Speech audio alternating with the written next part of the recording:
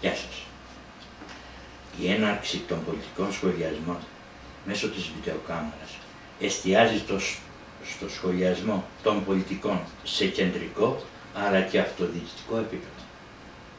Αρχίζουμε με την κεντρική πολιτική σκηνή για να κάνουμε ένα σύντομο πέρασμα από τη μεταπολίτευση και εντεύθυνη.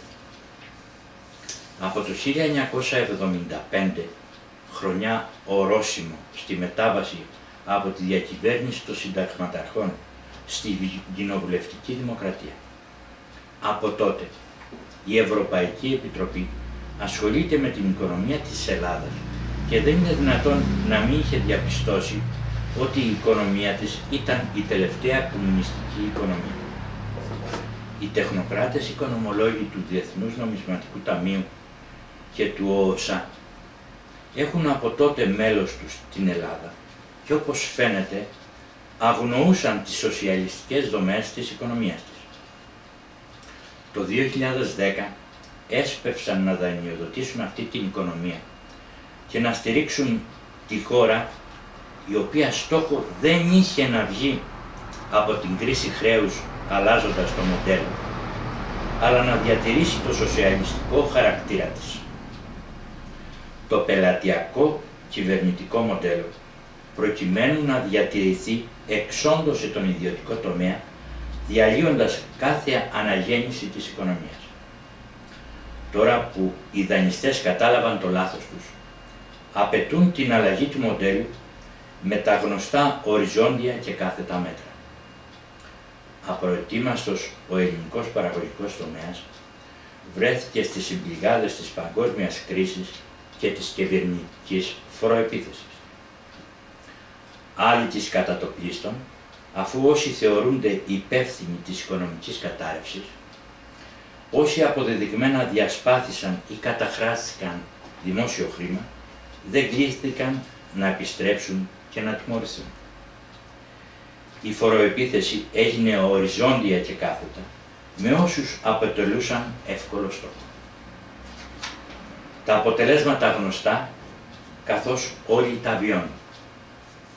Η κυβέρνηση, αλλά και τα κόμματα, ενώ αντιλαμβάνονται ότι η ανάπτυξη έπρεπε να ξεκινήσει χθες, αλληλοκατηγορούνται και διαγωνίζονται ποιος θα είναι η επόμενη κυβέρνηση. Αυτοί οι πάλι θυμώνει τους Έλληνες, οι οποίοι στο μεγαλύτερο ποσοστό τους έχουν απεκδηθεί το κομματικό μανδύα στην προσπάθεια να επιβιώσουν. Βιώνουν την αδικία, το θάνατο της ιδιωτικής πρωτοβουλίας. Όλοι οι άναρχοι προέρχονται από την ιδιωτική πρωτοβουλία, ακόμη και αυτού του πρωτογενούς τομέα, ο οποίος διαχρονικά στήριζε την οικονομία και την έβγαζε από τη δύσκολη θέση της χρεοκοπίας. Θυμωμένος λοιπόν ο Έλληνας, με τις πρακτικές αυτές είναι πολύ πιθανό να προσέλθει στις κάλπες τον προσεχή Μάιο, όχι μόνο για να επιλέξει δημάρχους, περιφερειάρχες και ευρωβουλευτές, αλλά και κυβέρνηση.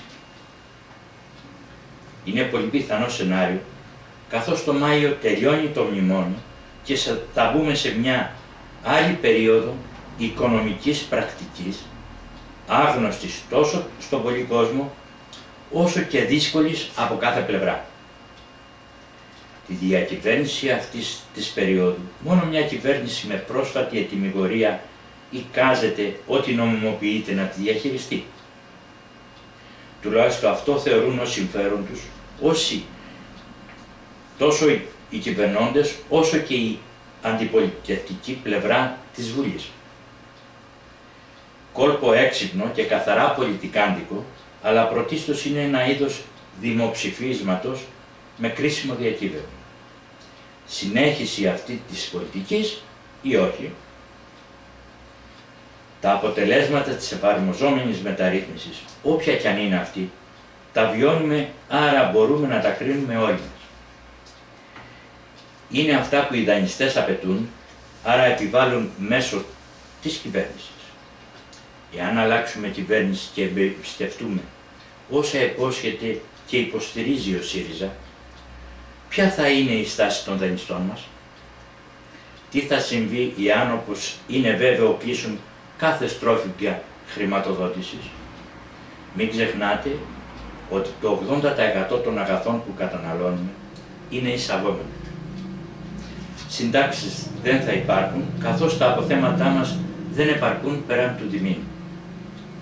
Ή ο ΣΥΡΙΖΑ λοιπόν θα ακολουθήσει την ίδια με τη σημερινή κυβερνητική πρακτική, ή θα είναι κυβέρνηση 3 το πολύ μηνών. Η επανεκκίνηση της οικονομίας θέλει χρόνο πολύ περισσότερο των 3 μηνών, οργανόγραμμα και σταθερό φορολογικό πλαίσιο. Η απόφαση για την ψήφο λοιπόν είναι μπρος γκρεμός και πίσω ρέμο. Ελπίζω να σας προβλημάτισα. Ευχαριστώ.